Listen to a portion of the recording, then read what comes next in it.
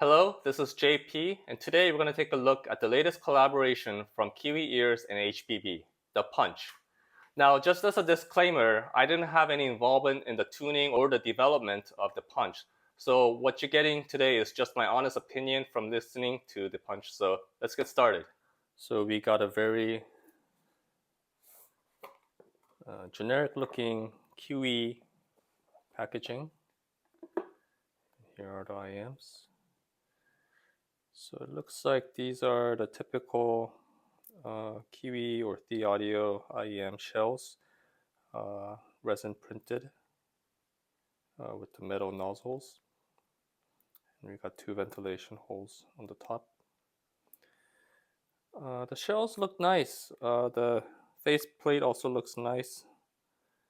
They got a kind of black with some purple shells. On one side you got the Kiwi Ears logo, and then on the other side you got the HBB logo there. So moving on. Again, this is looks like a generic Kiwi Ears packaging. Got just a carrying case. In the cable, this is not a modular cable. Looks like just a single 3.5 millimeter plug. It's a 4-core cable. Feels nice. It's pretty thin. Feels nice. Feels a little generic again. Especially, it's a bit of a bummer that doesn't come with the modular plug at this price point. Accessory-wise, we get one pair of ear tips. These look like the old style, the Fearless Audio ear tips. They got the kind of the thicker tubing there, and then you get two pairs of nozzle filter replacements. This is not necessary for the tuning. I think it's just included if in case at some point these nozzles fall off. So you do get that a little bit of extra security there. So overall packaging, I think at this price point it's a little bit disappointing. This looks pretty similar to the packaging that you would get with the cheaper Kiwi Ears models. So I think that is one area that is lacking. All right, well, let's just jump straight into the sound. And oh boy, this is a bass head IEM. Right off the bat, you get a huge quantity of sub bass, and in all the tracks that I've listened to, you can definitely appreciate the hard-hitting, impactful bass. And what I really appreciate about the bass is that it does give a really nice tactile thump on all of the kick drums, toms, as well as the bass guitar lines. So if you're somebody that really loves bass, if you mostly listen to hip hop or pop, I think you'll really enjoy the bass on the Punch. But when we look at the overall tonality, that's when I start to run into a bit of an issue here. And just by looking at the graph, especially when we look at the mids and the trebles, that's a profile shape that I would typically enjoy and I would approve it.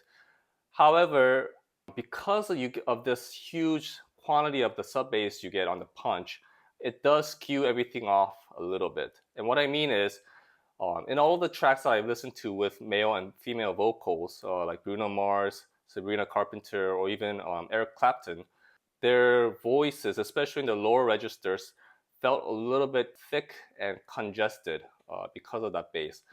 And it's a little interesting because the bass itself is not a muddy bass, and I wouldn't particularly say there's a lot of bloat in the bass, but just because of that quantity of the sub bass region, especially around 20 to 100 kilohertz, it does give a little bit more body to vocals, and I think it does throw their tonality off a little bit. Likewise, just by looking at the graph, you wouldn't think that this is a dark IEM, because it does have a nice treble roll-off, and there is quite a bit of treble there. But relative to that bass, it does feel like it's missing a little bit of sparkle and shimmer in the upper treble.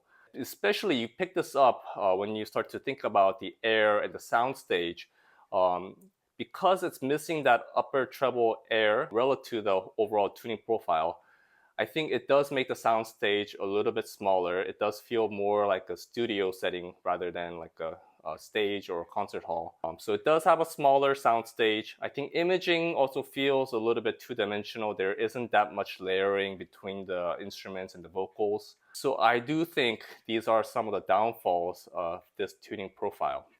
So overall, I think definitely the Punch excels at its sub bass and bass performance. If you're somebody that loves bass, I think you would appreciate this.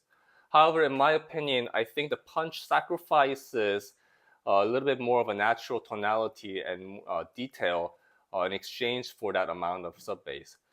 And because of that, as I mentioned, the soundstage does feel a little bit smaller. Vocals sound a little bit congested. And the upper treble is lacking a little bit of that sparkle.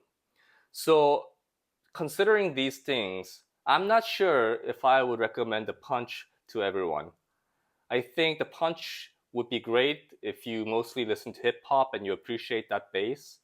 Or if you're a studio or stage drummer or bass guitarist who need to focus on that bass, I think this will be really appropriate for you because, you know, it does have a natural and balanced tuning apart from that, you know, a bit of upper treble, but it does bring out your lines more. So I think this would be a good studio monitor for bass guitarists and drummers. But overall, I think, in my opinion, it's not necessarily my preference of tuning. And I think while it does have great bass, I'm not a bass head. And I do appreciate more of a neutral tuning profile. So for me, the Punch wouldn't necessarily be a perfect fit. So thank you for tuning in. This was a quick review of the HBB and Kiwi Ears Punch. And thanks.